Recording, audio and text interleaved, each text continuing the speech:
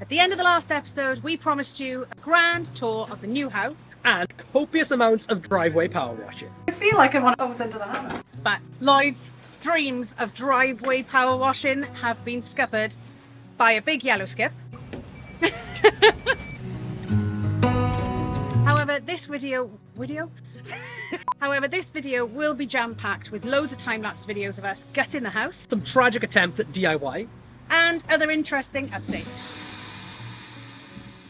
Plus, stay tuned until the end of the video where we can reveal to you an incredible hidden gem that's been buried away within the walls of the house, possibly for decades. If this is your first time tuning in, then I'm Lloyd. I'm Kaylee, a married couple in our mid-30s. Late 30s. Mid-30s. Cougar. From Port Paul, South Wales, with a crazy 4-year-old boy, because he turns 4 today. Happy birthday, Thomas.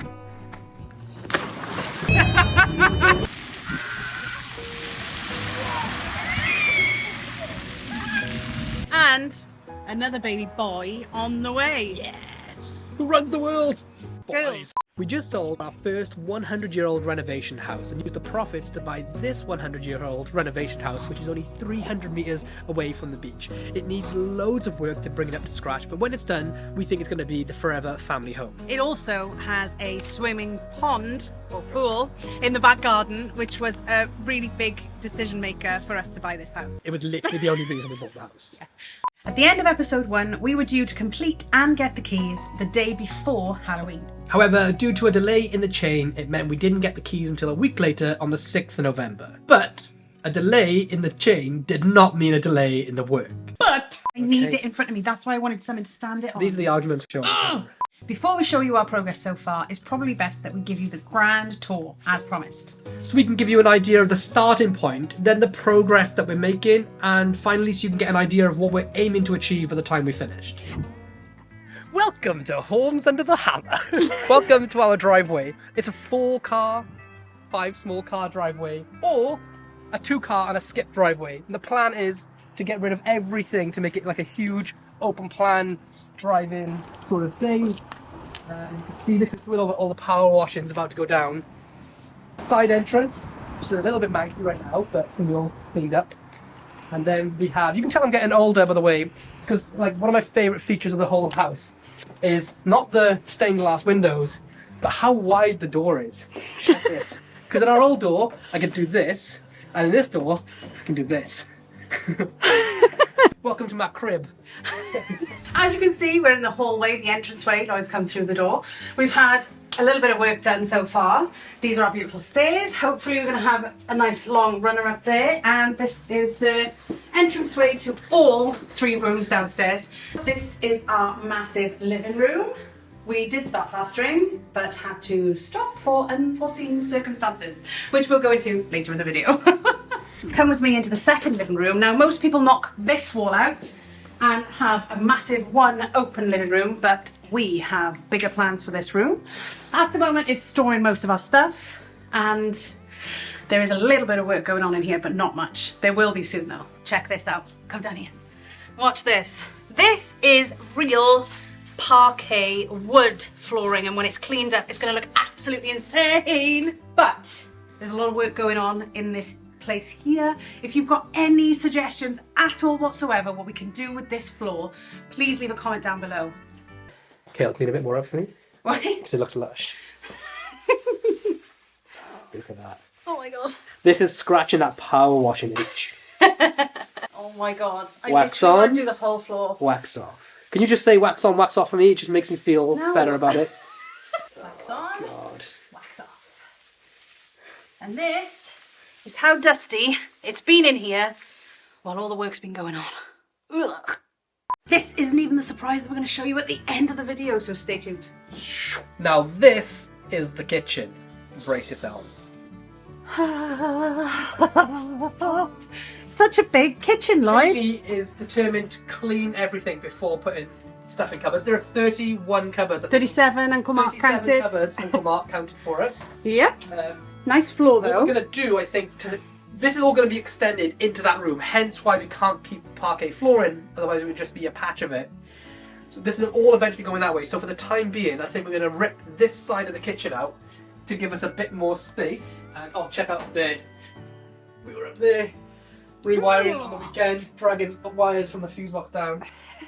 So yeah, the idea is eventually all this will be going eastwards, Yes. to fill in that like 4x4 meter gap and have a big open plan kitchen living area. There's some cool things still. This is gonna be tricky, Kayl, but actually I'll help everyone see this. Okay. We have a shower room down here.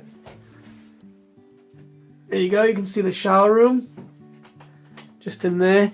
Now to the pièce de résistance. Did I say that right? Yeah, that was really good French. Thanks. Now to the cool part. Merci. This is the garden. This is like a little area of the garden, and we're going to extend it to the side here. So right now we're just storing tools and toys, essentials. Little patio area.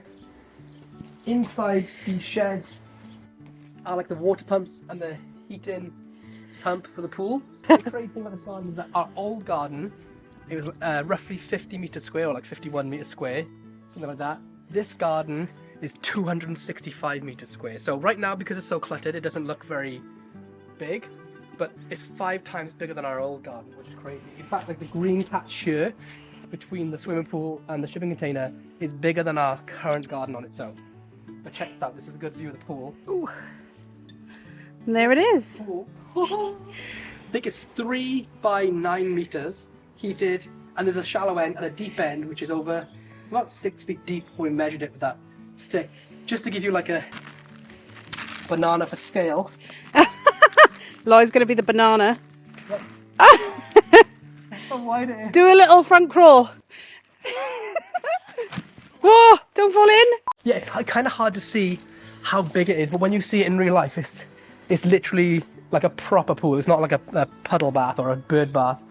It's got some like polytunnel over the top that we're going to get rid of. Yep. But then coming back here, This is Lloyd's exciting little project. the patch that's like the most deceptive because it's overgrown and there's like an old greenhouse here in a shipping container.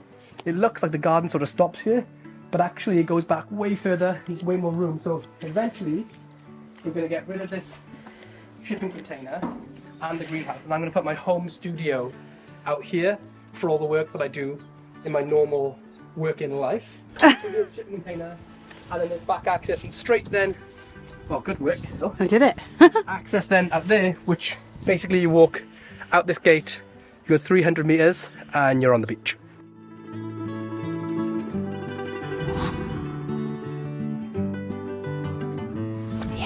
But if you look back, you can see now, it's probably hard to tell on camera, but such a like long, pretty wide garden. So much room for activities. Okay, you've already broken one ankle this year. Also, don't break your ankle because I'm not filming. Okay, thanks. So this is it. This is it. Gonna be probably when we get to a stage where we've got the house sort of half ready to live in. Yeah. Before the extension goes on. Yeah. Is when we'll start getting this gutted, cleaned out, and putting the pool to work. I'm so excited about the pool. Summers in this house are going to be insane. Oh, also, the other thing is every week in the summer, I don't know how bright that is. Every week in the summer, there's a firework display that happens on Coney Beach, Porthcawl, and it's put on by Coney Beach Fairground and the high tide. And the fireworks are directly in line with the end of the garden, with nothing in the way of it. So every night in the summer, we'll have pool parties, fireworks directly above. It's going to be sick. So sick. All right, now it's time to go upstairs. We might need your help up here. Now, I have a bit of frog tape on my stairs. Now let's go upstairs. That was the least of our problems, to be honest. These are quite steep, but once they've had a coat of paint and been sanded, they'll be beautiful. Coming into our first room, I feel like I'm on Homes Under the Hammer. This is the bathroom. Now, compared to our last bathroom, it is quite spacious. Our other bathroom was, what was it, 2x2, 3x3? You couldn't open the door. No, we couldn't open the door. At least we could open the door in this one. But it is pretty pokey. We don't have a shower up here. We only have a bath at the minute. But we do want to do a lot of things to this bathroom. Definitely want a stand-up shower, probably in this corner. I still want a bath because obviously we've got 2 kids. So that will hopefully go there. Probably the sink and the toilet stayed in the same place.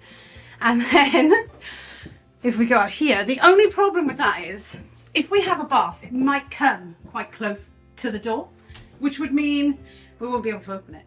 So we need your help.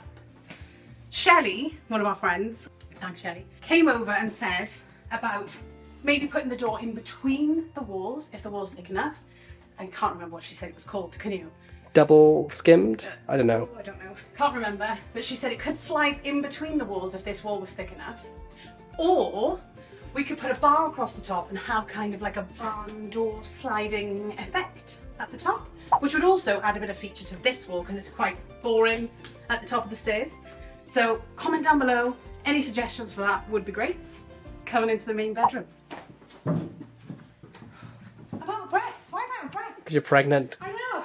and lazy. So this is going to be mine and Lloyd's main bedroom. We've decided to put it at the back of the house because our ideas and things that we want to plan for downstairs might, hopefully if they all go to plan, warrant us putting some double doors on the windows and having a little balcony at the back, looking out onto the pool and the dunes at the back, so we could watch the firework displays. But there's a massive built-in wardrobe already in this bedroom, which we are going to keep, and we're going to give it a little glow up, and hopefully that's going to stay as one of the big features in this room. There is quite a lot of work if you come over here. The boiler is actually in this bedroom, so when we do downstairs work, we're hoping to drop it through the ceiling, which isn't a big massive move into the middle of the house or anything. So we're hoping to drop it through the ceiling into the kitchen, which will encompass the room downstairs as well. But there is a little bit of work to do in the bay window. Now we had bay windows in the last house and there was quite a bit of damp, and we did have a bit of work done on our house and all the lintels and the ceilings to try and fix that, which it did, which was good. So we kind of know maybe what we need, but we need Any advice? someone to come and help us with this. But it's kind of like you can see outside through the top of the wood. This was all coming down anyway, so we ripped it down to see what was the matter, and most of the joists there, or whatever they are, beams, I don't know, they're all rotten. Also, the plaster has blown, so we're probably going to have to take this off and replaster it. But that's the biggest, probably the biggest issue we've got upstairs at the moment. By the way, we need this done before the plasterer comes in, so somebody please come and help us. Comment down below if you know anyone that can come and help us. Or know what we need to do and we'll do it. Yeah, 100%. Come on, let's show you the baby's room. I said the baby's room, I meant Thomas's room because I'm having another baby. He's still my baby. Bunk beds. Bunk beds! They are having bunk beds, or Thomas is anyway. It's already here in the box. But this is the massive front bedroom. It is actually pretty huge. If I stand over here, this is how big the window is. News team assemble!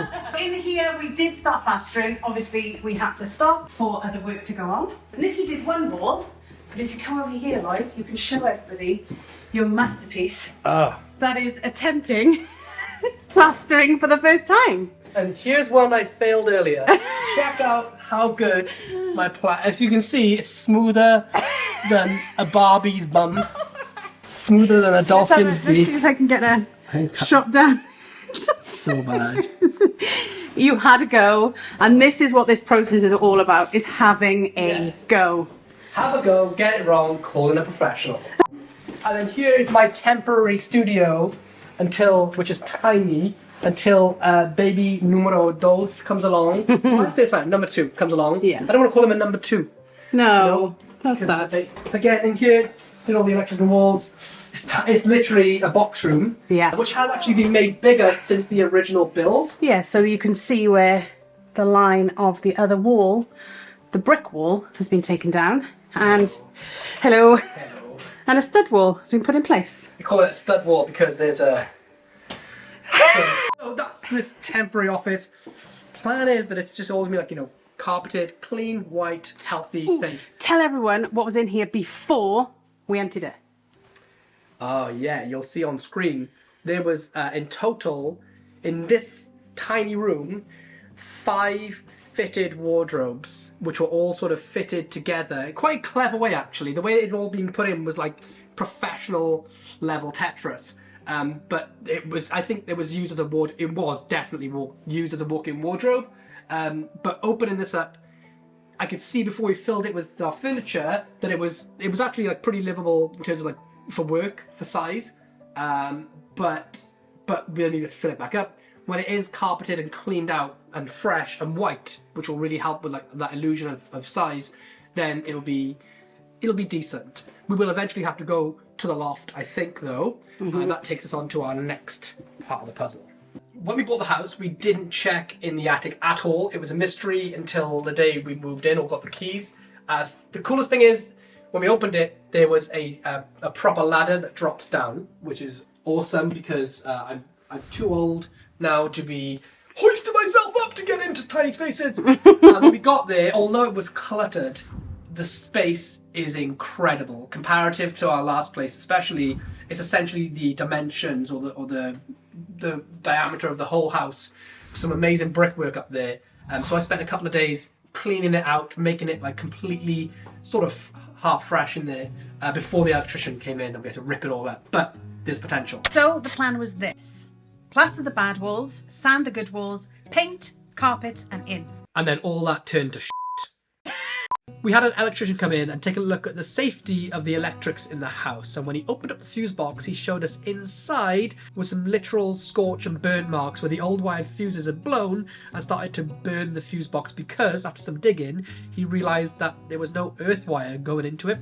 And some of the wiring and plugs throughout the house didn't have an earth wire either, which means the house was totally safe for us to bring a 4-year-old in to live in. Totally safe. But at least we have life insurance on him. I'm kidding. We don't have life insurance. This meant that our plans had to be put on hold for a full house rewire, which basically means that... What does it mean? Which basically means we had to rip up a majority of floorboards, all the attic boards, all the rock wool in the attic, which has given me a chest infection, #fresh beach air. And we had to take a disc cutter to all of the walls that need wires in them, including the walls which we'd already started to plaster. Me and Nikki plastered them, I failed at plastering. Now, we are intent and we're going to do as much of the DIY work ourselves, as much as we can do for the entire house ourselves, not only so that we can learn and pass on the skills to our kids, but also when they grow up, we can say that we all built this house together. Not the 4 walls and the roof, but almost everything on the inside in some way, shape or form, we had a hand in it. Now this may be a silly decision on our part, as it's not going to save us a lot of money and it's definitely not going to save us on time. However, by the end of this whole process, our hearts will be full, our souls will be full, and we will be so satisfied because we've actually put our heart and soul into this building. Blood, sweat and tears, blood, swearing and tears will have built this house. And tears. Shut up. We have coats on the way because currently there's no electricity in the house, no heating in the house, and it's like a third world country because there's not even any internet in the house, which is just disgusting. We really hope you're enjoying our videos so far. If you are, it would mean the world to us if you hit that subscribe button on YouTube and press the notification bell, which will notify you of when our next episode will drop. Oh, by the way, we have not forgotten about the incredible hidden gem that we found. So keep watching and stay tuned to find out what it is. Ad-lib that. Oh, first time. Oh, God. First ad-lib. So, getting back to our progress, by the way, Temp Electric, our incredible electrician came in and he taught us and showed us exactly what we needed to do to prepare the entire house for the rewire. So myself, Kaylee and Uncle Tony, who's incredibly multi-talented. Everyone needs an Uncle Tony, by the way. Everyone needs an incredible multi-talented Uncle Tony to do 80% of the hard stuff for you. We all came in and we spent about a week preparing the house ready for the rewire. So what we did for the next week, we went in, we lifted all the floorboards in the attic, all the rock wool, hence the chest infection. We lifted the majority of floorboards upstairs, and the difficult part was chasing out with a circular saw any walls that needed electric wires put behind them and hollowing out spaces in the walls for the back plates to fit into.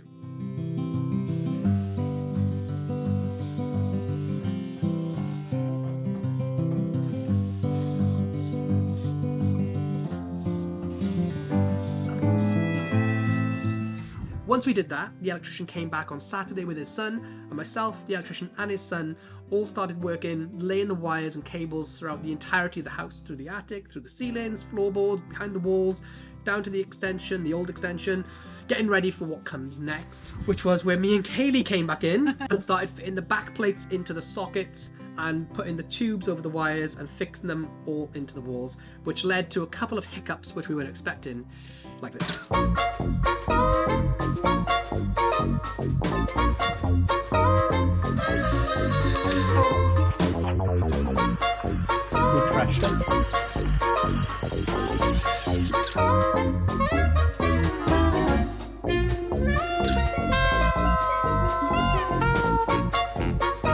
We've hit a teething problem, which is we screwed the back plate for this plug into this hole, and we have another plug on the other side. However, as we were doing it, everything fell out, meaning there's nothing that can hold either back plate in.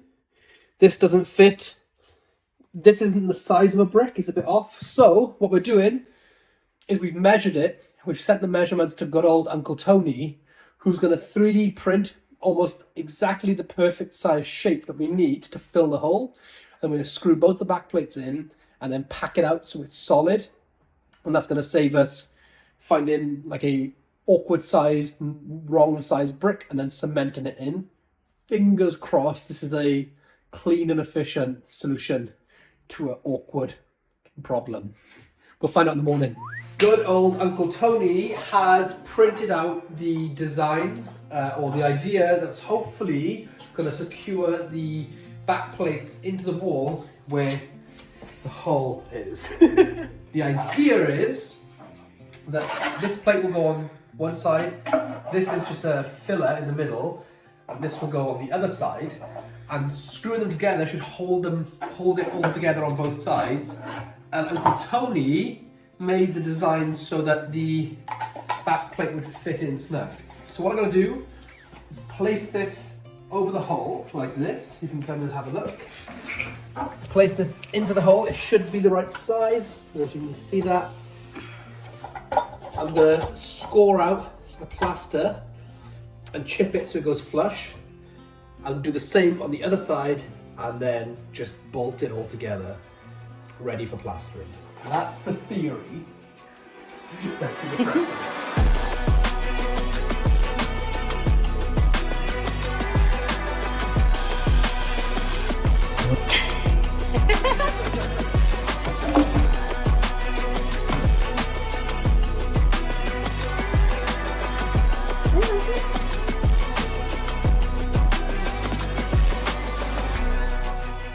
Boom, there we go. So this side is pretty much perfect and the other side's pretty perfect too. I love it when a plan comes together. And this is where we are now. Chased walls, wires hanging through the ceiling.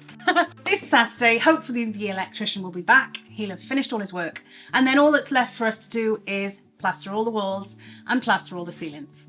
And carpet the floors. And then move all our furniture back in properly. And then lay the floorboards down in the attic. And then everything. Everything else.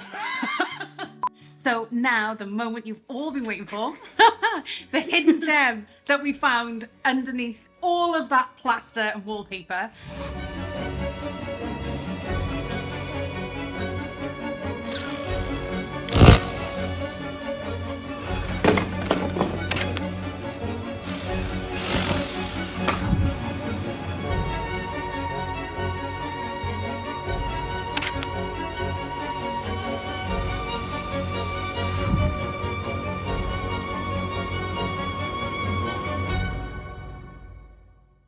Is, drum roll please, ta-da!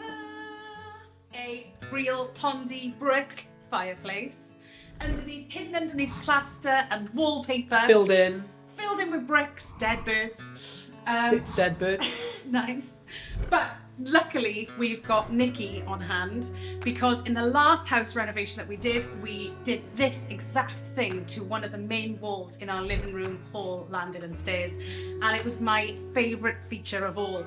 I've been scouring Pinterest for weeks and weeks and weeks to find something unique that I wanted within this living room, and we were so happy when we pulled away all our plaster and found this amazing fireplace. Still needs some cleaning, some TLC. Got to fix a massive telly to it as well. Sorry. This is what it's starting to look like. It's taking shape. We had to do it before anything else because it's such a dirty job, but literally couldn't believe our luck. Amazed, absolutely amazed with it. I think that's enough for 1 week. We will be back next Tuesday with another episode. Hopefully we'll be able to show you all the finished electrician's work. Maybe some plastering, maybe some painting.